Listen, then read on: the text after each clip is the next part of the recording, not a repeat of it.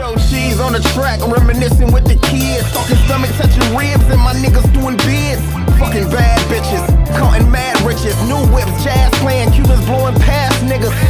What's the word? Who got prices on the birds? Niggas used to be the man, years later getting served. Now they waiting. Alright, so we back with On the Couch, man, season 2. Our first guest we got, man, Tunsichino, man. Yes. What's up, man? Long overdue, bruh. Okay. You know what I'm saying? So, where you from? Detroit, Michigan, man. 7 Mile and Grass Shot, you know? 7 Mile and Grass Shot, the red zone area. Back before it was called the red zone. You know, I moved over in this area about 89. About 85, my bad. About 85. Long time ago, brother. Yeah, Alright, so what made you want to get into music? What made you want to rap? well, besides the elites like Ice Cube, I think just knowing people like ESHAM being in the same hood area and being able to see the effect he had on music, you know, it was a wonderful thing, man. You know, growing up seeing somebody local doing big numbers and big things, that shit was motivational, you know. Right. Yeah. We opened up with ESHAM for ESHAM a couple times, and it was very tangible and touchable. So he was definitely a big influence on me. You know what I'm talking about? Yeah, that brings me to my next question too. Like, did you have a role model? You know, coming up like in the hood, because you was in a rough hood. When I remember that hood, man. Yeah, coming up, my role model probably, honestly, was probably like Ice Cube growing up. I remember watching a lot of Ice Cube and NWA, basically. And to be honest, like I said, ESHAM, man. You know? Yeah, because ESHAM he had Detroit going, man. He had it going, and of course he had stands on worshiping the devil, but I looked past that. I never got off into that part of it. I was off into everything but that part. Right. I was gonna say that too. Me too, man. Because I had everything he brought out. Remember he had the color tapes. Yeah. Wasn't he the first artist doing that? Wasn't he? One of them, if not. And then he dropped his group with Nodis, Satan Backwards. Yeah. Nodis. That was hard too. Yep, it was dope. That's what kind of influenced me to my name, Tunsichino. See, like, if people really knew where Tunsichino came from, it kind of derived from things like that. Like, Tunsi backwards is nut. And people used to always say growing up in the hood, like, man, it's nut. So I was like, I spelled that backwards like Tunsi. Right. And then, being a fair-skinned brother, people would be like, man, you Mexican, so I just threw Chino on that motherfucker, like. Right. And it just sounded mafioso, so I liked it. Like, you know what? I know ain't nobody gonna never steal that name, cause I get tired of hearing so many names, man. Like, I be wanting to change it, but then, like, even with names like Cho, now I know about 3-4 Cho, I be like, right. I was saying Cho, man, back when I was about 8 or 9. You know it's crazy though, because I always wondered, like, what did that name stand for? Like, where did that even come from? Because it's different, but it's smooth though. Yeah, you know, a lot of money when you say it right, Tunsichino. You know, that's what it sounds like. So you know, kind of go with me. So you gonna be a label, you solo? I'm independent, man. Everything independent, bro. It's all me. Okay. Yeah, everything all me. Well, so this you got part. I think you dropped part 2, volume 2. Grown Man Rap. Big Yep. I dropped part 2, man. Part 2 came out on my birthday. Yep. 2020, I dropped Grown Man Rap, Big Homie Shit, part 1. Then on my birthday 2 years later, which was in April, I dropped it, part 2. Man, that first one was nice. I ain't get all the way through the second one yet. Man, that first one nice, and I love it. That second one, man, you could just see the growth, bro. Like, for real, like, it's like day and night. Like, it's like the red tape, then it's a black tape. Right. You know what I'm saying? But man, it's definitely, you can definitely see the growth, dog. I mean, from From the production to the delivery to the content, everything is kind of. I'm there. That's all I can say. Yeah, cause I ain't no cat. Say that shit, mine. The first few songs that I heard off of the second one, I'm like, okay. And then I heard a few more. So I heard like probably 6 tracks. Fire though. Like you can't even skip past them though, you feel me? First one was the same way, but the second one was kind of more. The second one there. You right about the growth. It's more growth. The second one there, bro. It's there with like I say, I was trying to focus on being a grown man, you know. So right. I focused in on that part of the music. Like, let me focus in on what grown men do. You know, like cigar music, the type of stuff people go to bars and listen to. Like, you know, I like the new music that's coming out now, but I had to think of something that would be different, that would separate me, because, you know, with me having a raspy voice sometimes, you know, people would mix you with Jeezys, and so I had to think of something that would separate me, you know what I'm saying? Right. Even though Jeezy's definitely a dope artist, but, you know, you just try to be original, you know? Right, and the thing about the albums, that, you know, the 2 albums, like, you got something to say though. It ain't like you ain't just rapping. No. You got something to talk about, you know what I'm saying? And that's what I dig about. Absolutely, absolutely. So, besides yourself, like when you get in the car, besides Tunsichino, who do you listen to the most? The most? Probably Rick Ross, Jeezy, T.I.'s, Jay-Z's. You know, I go through different phases of Lil Babies. You know, like whatever is hot, I try to zone in and see what's, you know, what it is that's hot about them. Like, what's hot about them. And then I go back to my shit and be like, oh, okay. And, you know, it's alright, but to me, I still feel like I'm you know, like they say, still sharp and still, and I'll be listening and going back and forth just to make sure, okay. So, is there any artists in Detroit that you would like to collaborate with that you ain't do yet? You ain't do nothing with? Oh, I like to collaborate with all of them, bro. With all of them, I mean, the sweet ones, the weak ones, it don't matter. We'll put it together. I'm gonna definitely make it a song though, like, you know, because with music, with me, I don't look at people as being weak no more. I used to, but as you get older, you realize people just different. Right. And you know, it's a lot of people like that like people that's different. So who am I to be like, oh man, he weak? I mean, you got people who lyrical, who got content, who talk about the bag. They shit vibey, you know what I'm saying? It's a groove. Sometimes it's a vibe, you know what I'm saying? Sometimes you catch a vibe just listening to like Chief Keefs. It ain't so much as he a lyrical nigga, but that nigga got a vibe. So it's like, I gotta get on the song with them niggas because they got a vibe. And that's what sometimes catch, you know, you gotta catch, they say you gotta catch a wave. That's the first time somebody broke it down like that to me, but you right now. Yeah, you gotta catch a wave, bro. Like, it ain't, I don't, you know, I ain't for everybody. So if I get on a song with people that is for everybody, I like to get on the tracks with people who be talking that shit and then be like, okay, now let me show you how the grown man rap this bitch. Right. To where a nigga be talking about whatever they talking about, then when they hear my verse, be like, damn. Right. Okay, that's different. Alright, so if you had a deal today, first thing you gonna do? A deal? If I had a major deal? Yep. I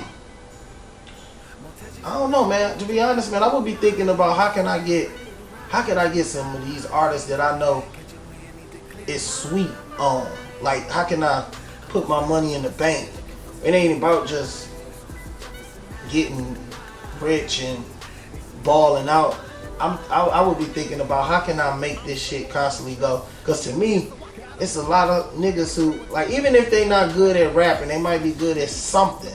And I'm just that kind of person, bro, that's just gonna try to get back with people some kind of way. Because not that a nigga filthy rich, but I feel like I'm rich at spirit and I ain't never really wanted for nothing. You know what I'm saying? Right. So it don't mean shit for me if I had 10 million to be like, hey J-Rock, I want you to do this, to be like, okay, shit, this what you could do to where until we get to the next level or something else.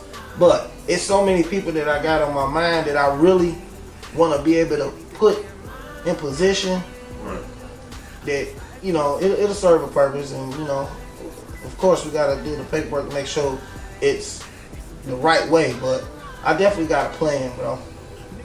Okay. Yeah, I definitely got a plan to put everybody in position of power, for sure. That's a good idea and smart. Yeah, definitely.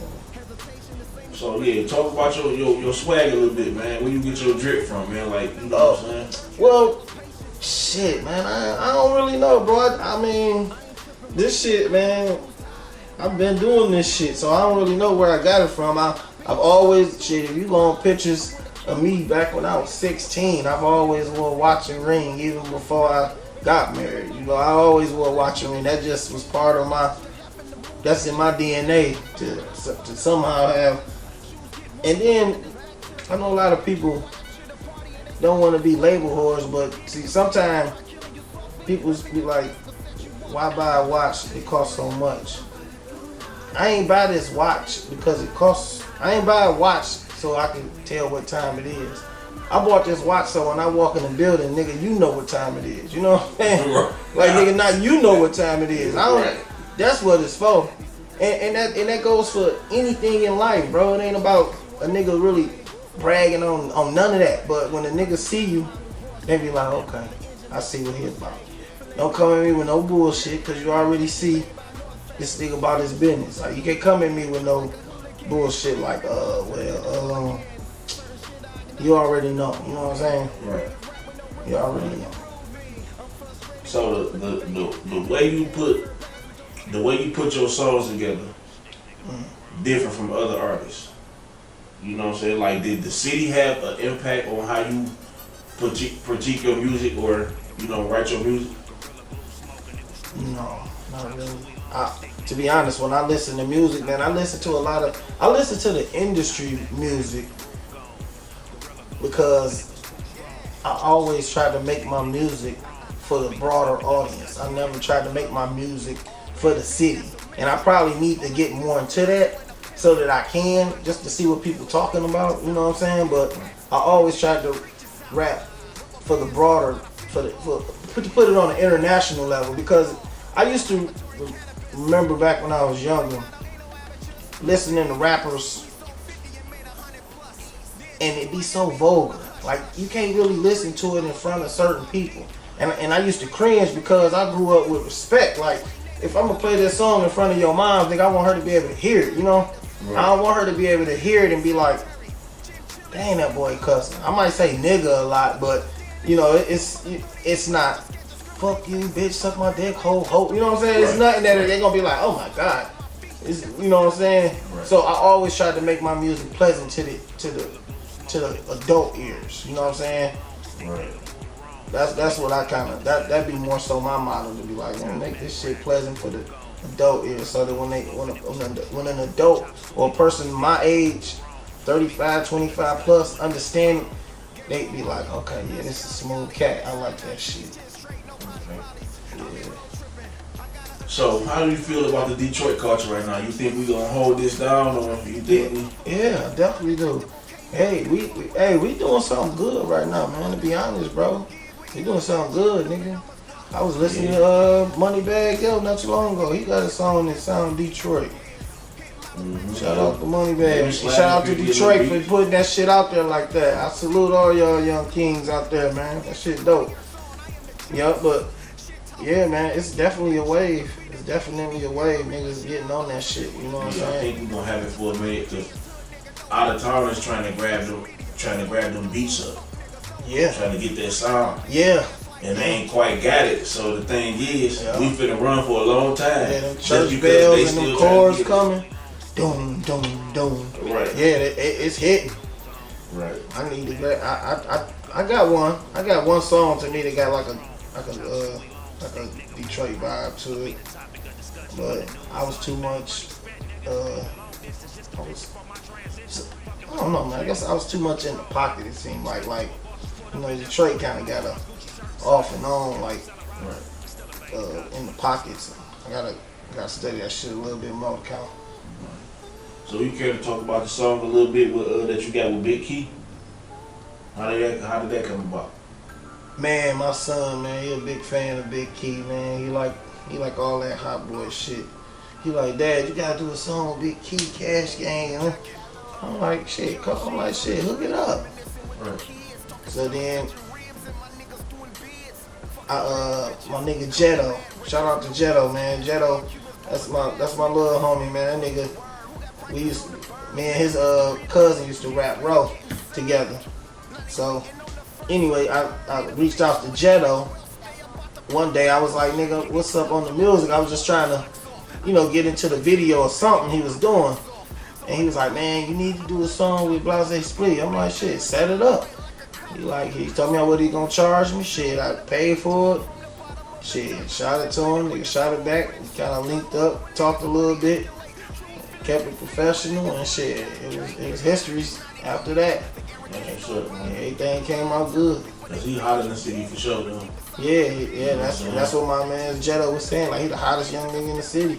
So I'm like, shit, run it, you know. Right. We're trying to, especially on this new album. Speaking of Jetto, man, them boys circle moving. They moving right now, man. Vez and them. Yeah. And then with the thing about it, they stuck together.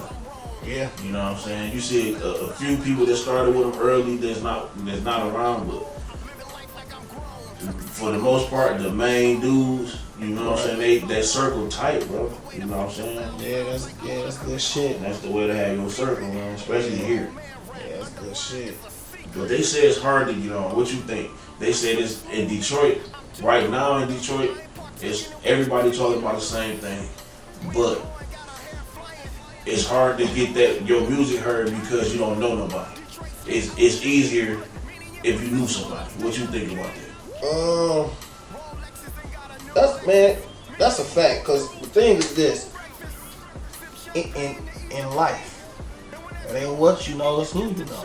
Right. You know what I'm saying? That just goes with everything in life, bro. Like, and then sometimes you could get on through a hit song and kind of break out. But for the most part, man, it's a lot of sweet niggas, you know, that's kind of stuck running in place because they ain't got the outlets or the machine to help push them how they need to be pushed. You know what I'm saying?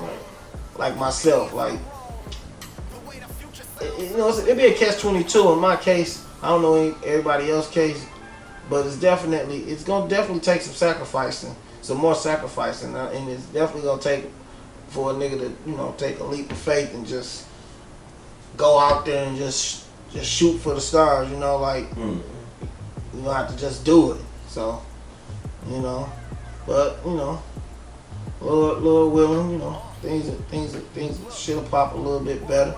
But man, I woke up 2-3 weeks ago, man. My shit must be on the playlist. You know what I'm saying? Shit, got a nice amount of streams. That been over 100,000 streams. So something moving since this new album. So I appreciate that. Whoever been banging, they say Brazil or some shit. Yeah, everywhere, man. Yeah, it's been banging internationally. So, you know, and then I get inboxes quite often for people telling me they fucks with it and all that.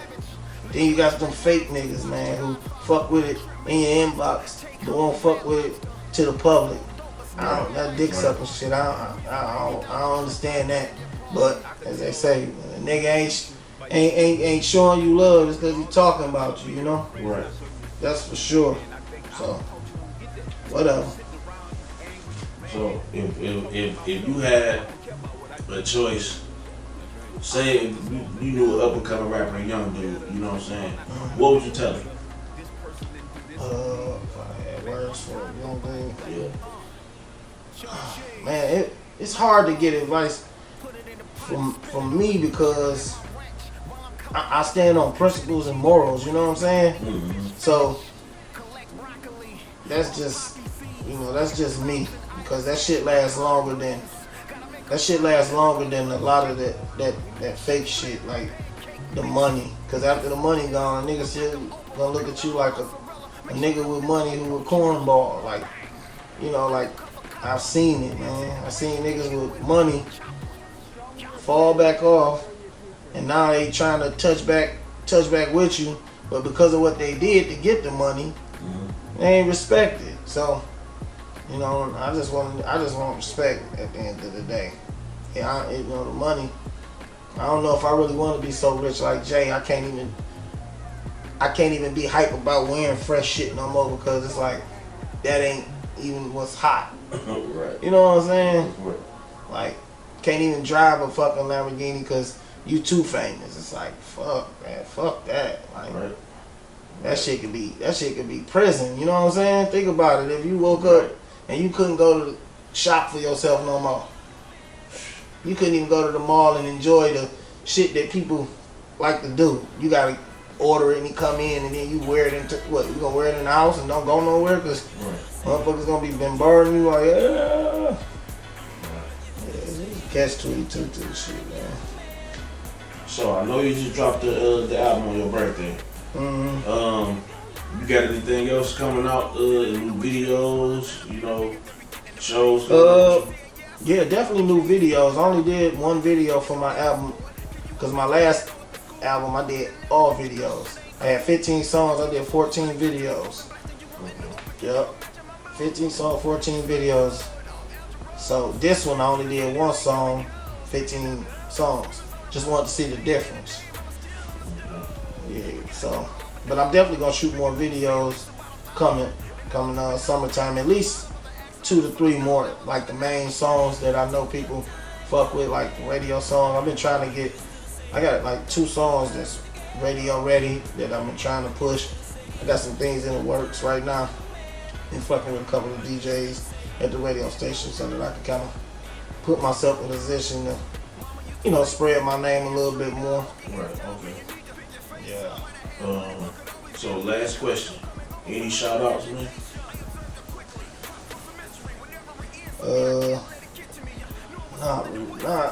Damn, man. It's kind of hard, man. It's kind of hard when you say shout outs, because shit.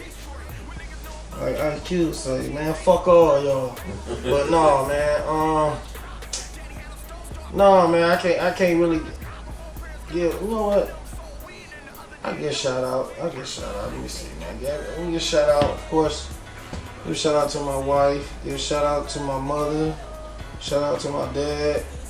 Shout out to my brother. Love my brother, Fat Boy. Shout out to man. It's so many people. Shout out to Big Dog Blast.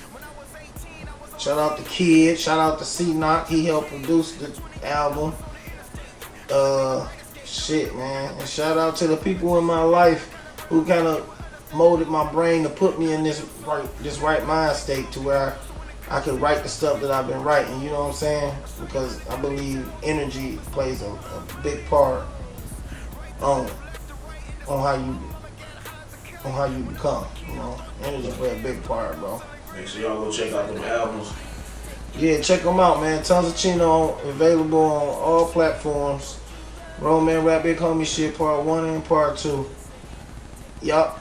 Check it out, man. On social media, Instagram, Tunsichino, Facebook, Gerald Tunsichino Cooper, Twitter, Tunsichino. I don't really know how to work Twitter, but it's on there. I did lock it down. I ain't never posted because I don't know how, but I'm going to get to it. For sure. Until next time, y'all, we out of here. Where the money at?